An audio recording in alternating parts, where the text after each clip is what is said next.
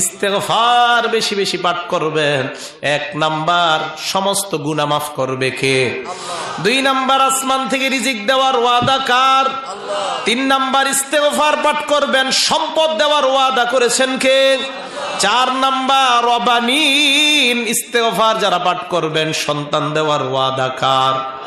5 number, ওয়ায়াজআল লাকুম জান্নাত, মরণের পর আল্লাহ পাক রব্বুল আলামিন চিরস্থায়ী জান্নাত দেওয়ার ওয়াদা করলেন। তাহলে বলেন, ইস্তেগফার পাঠ করলে যে সন্তান দিবে ওয়াদাটা কার? বিশ্বাস করেন কোরআনে আল্লাহ বলতেছে এটা আমার ওয়াদা, আমার ওয়াদা, আল্লাহর ওয়াদা, আল্লাহর ওয়াদা একদম সত্য, কোনো সন্দেহ নাই। তাহলে ইস্তেগফার সকলে আমরা পাঠ করব কি করব না? 6 নাম্বার উপকার, ওয়ায়াজআল লাকুম আনহারা, ইস্তেগফার যারা পাঠ করবে যেই জান্নাত আমি আল্লাহ দান করব। কক্সবাজার গেছেন নি কেউ? আছেন এই জায়গায়? আছেন? গত বছর টেকনাফ গেলাম প্রোগ্রামে, যাওয়ার আগে কক্সবাজার লাইফ ফিশ একটা হোটেল আছে, ওই হোটেলের মধ্যে আমরা আলেম যারা গেছে আমাদেরকে থাকতে দিলেন। ওই লাইফ ফিশ হোটেল থেকে কক্সবাজার সমুদ্র সৈকতটা হেঁটে যাইতে 1 মিনিট বা 1.5 মিনিটের প্রয়োজন। হেঁটে গেলাম ওই জায়গায়, যাওয়ার পর দেখলাম, তাকান কিভাবে বুঝাই, সোফা এইভাবে বিছানো আছে, কতক্ষণ বিছানোর পর হঠাৎ এইভাবে করা। এই সোফা গুলার মধ্যে কারা? যারা নাকি প্রেম প্রীতি করে তারা গিয়া শো একজন আরেকটার মধ্যে, এটা নাকি একটা আনন্দ তাদের, এটা নাকি একটা চমৎকার দৃশ্য। ওই সোফা দেখার পর আল্লাহর কোরআনের কথা আমার মনে পড়ে যায়, সুবহানাল্লাহ।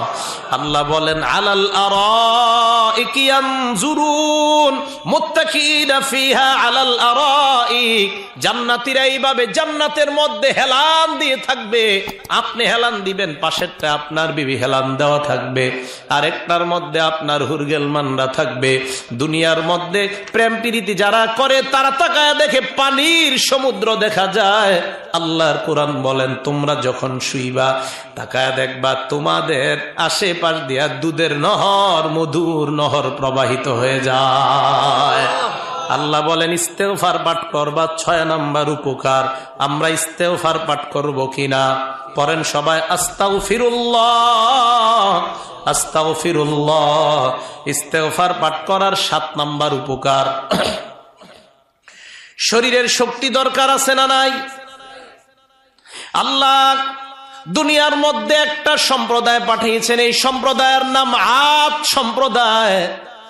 আদ সম্প্রদায়ের কাছে একজন নবী আল্লাহ পাঠাইছেন, এই নবীর নাম হুদ আলাইহিস সালাতু ওয়াস সালাম। হুদ নবী তাদের কাছে আসলেন, আসার পর দেখলেন এরা এত শক্তিশালী, এদের মধ্যে সবচাইতে লম্বা মানুষটা মাত্র 400 হাত। কয় হাত?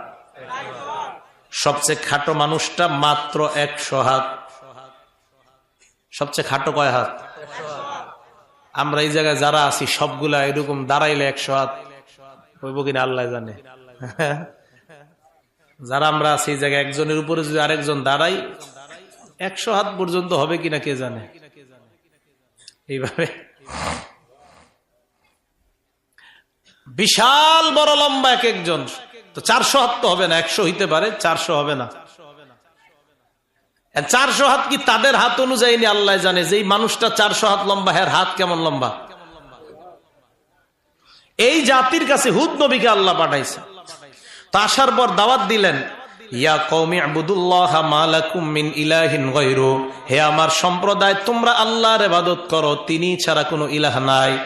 আদ সম্প্রদায় জবাব দেয়, আমাদেরকে কার দাওয়াত দিলা? হুদ নবী কয় আল্লাহর। আদ সম্প্রদায় কয় আমরা পাহাড় কাইটা, পাথরের পাহাড় কাইটা ঘর বানা